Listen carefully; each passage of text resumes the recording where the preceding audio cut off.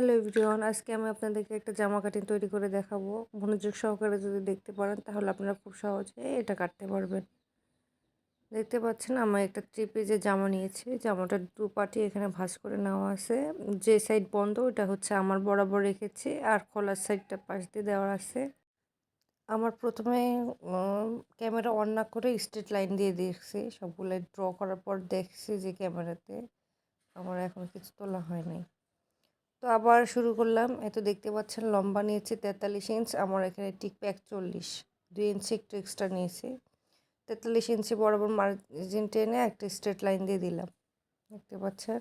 এরপর হচ্ছে নেকলাইন নেব। নেকলাইন নেব 2.75, যাদের 3 লাগে তাদের মূলত 2.75 কাটলেই দেখা যাবে যে 3 সেলাই সহ 3 পড়ে যাবে। আবার নেকলাইন বাদ দিয়ে এখান থেকে 3.5 ইঞ্চি আর্মহোলের জন্য, শোল্ডারের জন্য নিয়েছি। সেমভাবে নিচেও ওইরকম করে দাগ দিয়ে নিয়ে আর্মহোল হচ্ছে 7 নিলাম। 7 এরকম করে 2টা করে টান দিয়ে নিলে হচ্ছে লাইন স্ট্রেট হয়ে যায়, দেখতে পাচ্ছেন। 7 বরাবর স্ট্রেট লাইন দিলাম, আর হচ্ছে আর্মহোলের লাইনটা দিয়ে দাগ নিলাম।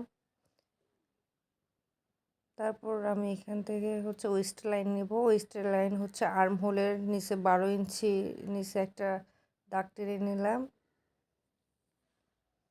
এটা হচ্ছে আমার ওয়েস্ট, মানে কোমরের মাপ। এরপর দেখতে পাচ্ছেন এখানে বডির জন্য নিয়েছি হচ্ছে 10 ইঞ্চি, আর 2 ইঞ্চি নেব এক্সট্রা। 40 সাইজ বডি হলে 2 ইঞ্চি এক্সট্রা নিতে হবে বাড়তি সেলাইয়ের জন্য। সেমভাবে নিচে হচ্ছে 9.5 নিব, উপরে 10.5 নিয়েছি, এখানে 9.5 নিব, আর 2 ইঞ্চি নিব এক্সট্রা। নেওয়ার পরে এখানে একটা সুন্দর করে হাতের সাহায্যে কার্ভ দিয়ে দিব।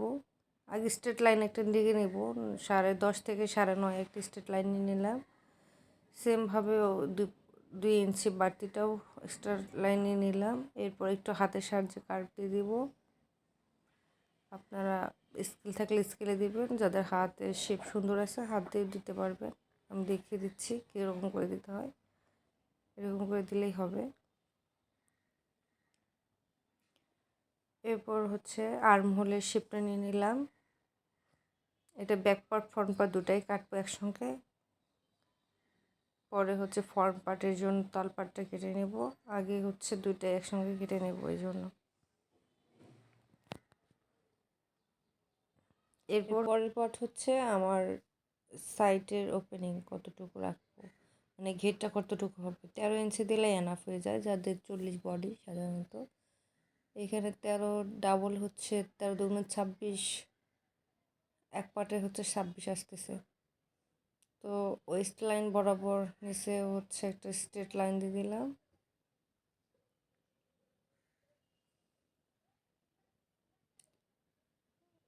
সঙ্গে এরকম করে নিয়ে নেব, একটু কার্ভ দিয়ে দিলেই দেখা যাবে যে শোল্ডারটা ঠিক আছে। এরপর নেক লাইনটা নেব। নেক লাইনের হচ্ছে লেন্থ একটা 3.5 নেব, একটা 4.5 নেব। 3.5 নিলে দেখা যাবে 4-এ গিয়ে আটকাবে, আর 4.5 নিলে 5-এ গিয়ে আটকাবে। ফ্রন্ট পার্টের জন্য 5.5, 4.5, আর ব্যাক পার্টের জন্য 3.5। আর উইথ তো সেম থাকবে।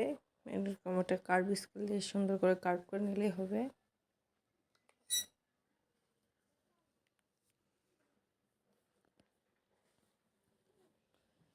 আর নিচে হেমটার ক্ষেত্রে দেখা যাচ্ছে যে 1/2 ইঞ্চি উপরে নিয়ে একটা লাইন ড্র করে নেব, যাতে করে আপ ডাউন না হয়,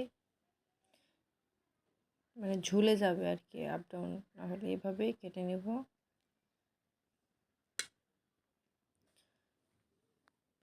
ভিডিওটা ভালো লেগে থাকলে অবশ্যই কমেন্ট করবেন, কার কোনো প্রবলেম থাকলে কমেন্টে জানাবেন। ইউটিউব থেকে দেখে থাকলে আমার পেজটাকে সাবস্ক্রাইব করে দেবেন। ফ্রন্ট পার্টটা আগে কেটে নেব, ব্যাক পার্টটা দুটোই যেহেতু ছোটো এই জন্য আগে কেটে নিলাম। ফ্রন্ট পার্টটা আলাদা করে কেটে নিলাম। এবার হচ্ছে তার পার্টটা কেটে নিলাম।